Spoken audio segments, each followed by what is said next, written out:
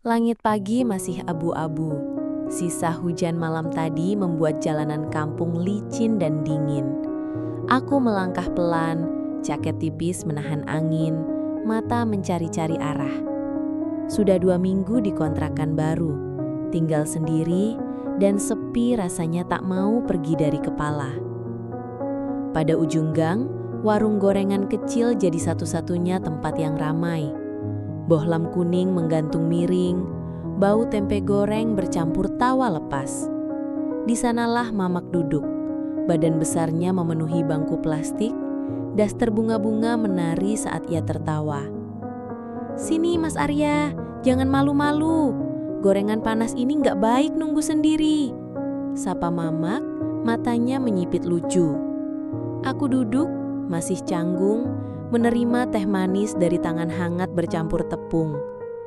Kami bertukar obrolan receh, soal harga minyak, tukang sayur, bahkan kisah lucu tetangga.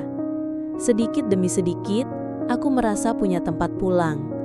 Sebuah sudut kecil yang menyimpan kehangatan masa lalu. Hari-hari berganti, aku makin sering nongkrong di warung itu. Setiap pagi, Mama selalu menyiapkan piring tahu panas, kadang sengaja salah memberi uang kembalian agar aku bertahan lebih lama.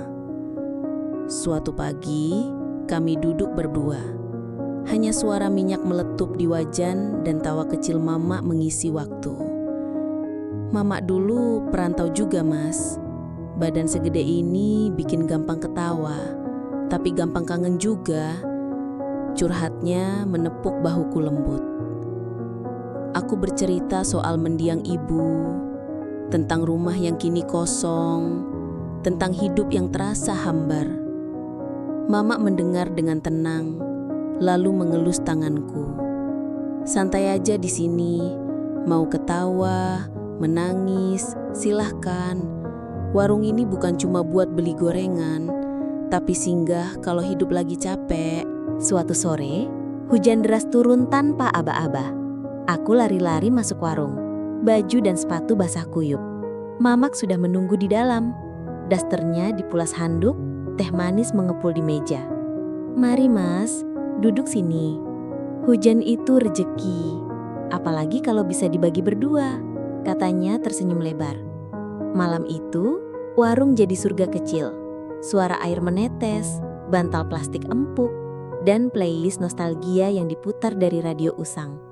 Kami cerita masa-masa lalu, tentang keluarga, kekalahan, dan mimpi yang masih diangin-anginkan.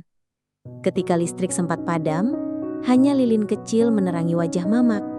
Kami duduk makin dekat, berbagi diam yang tak perlu diisi apa-apa, kecuali debar pelan setiap jari saling menyentuh, entah sengaja atau tidak. Tiap hari jadi makin akrab. Kadang aku bantu Mama mengemas gorengan. Kadang dia membenahi kerah bajuku, menepuk bahu sambil bercanda. Kalau butuh peluk, tinggal bilang, biar gak kedinginan di kontrakan. Pernah malam hari, aku pulang larut, warung sudah tutup, tapi lampu bohlam masih menyala di teras. Mama menunggu, menyodorkan segelas teh, bilang, "Biar gak sendirian hujan-hujan, Mas.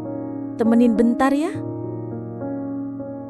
Kami bicara sedikit saja malam itu. Namun cara Mama duduk makin dekat, sekali-sekali membiarkan jemariku menggenggam tangannya, lalu menepuk pelan.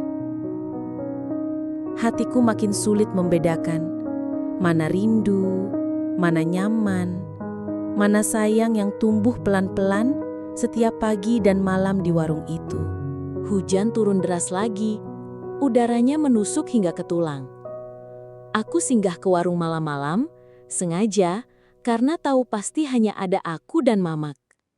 Suasana hening, cuma suara hujan, napas, dan jantungku sendiri yang terasa makin kencang.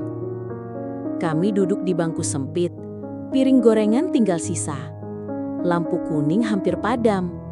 Gelap membuat ruang jadi lebih kecil, lebih akrab.